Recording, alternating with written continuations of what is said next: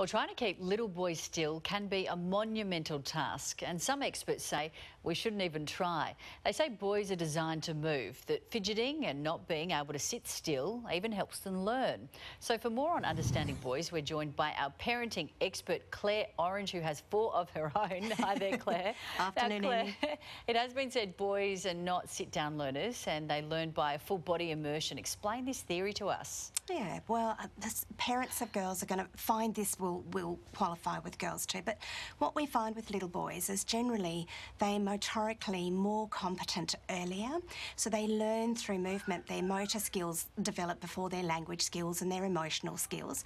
So then it makes sense that if we're going to teach a little boy to learn, that movement, which is his core business, should be what we should be doing to help him learn. Okay, so what about in the classroom then? Our schools traditionally require boys to sit still quite a lot. Is this damaging them in any way? Yeah, look, I think the short answer is yes. You know, there's 2 parts to learning, Emmy. We've got the part that's the learning to learn behaviours like sitting still and paying attention and persisting when it's hard. And that allows us to learn the other bit, the content.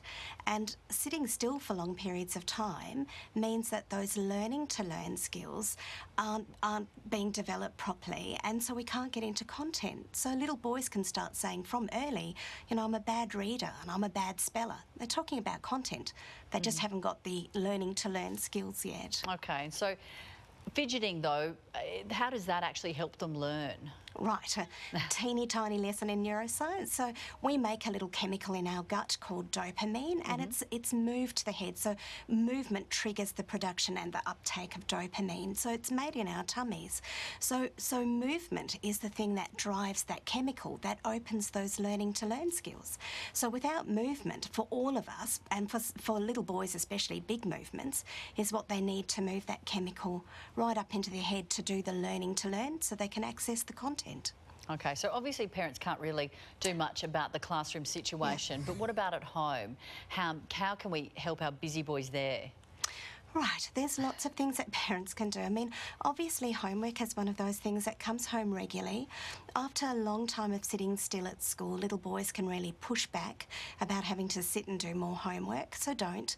You know, do your times tables on the trampoline or get the scooter out, scoot between your spelling words and your reading words.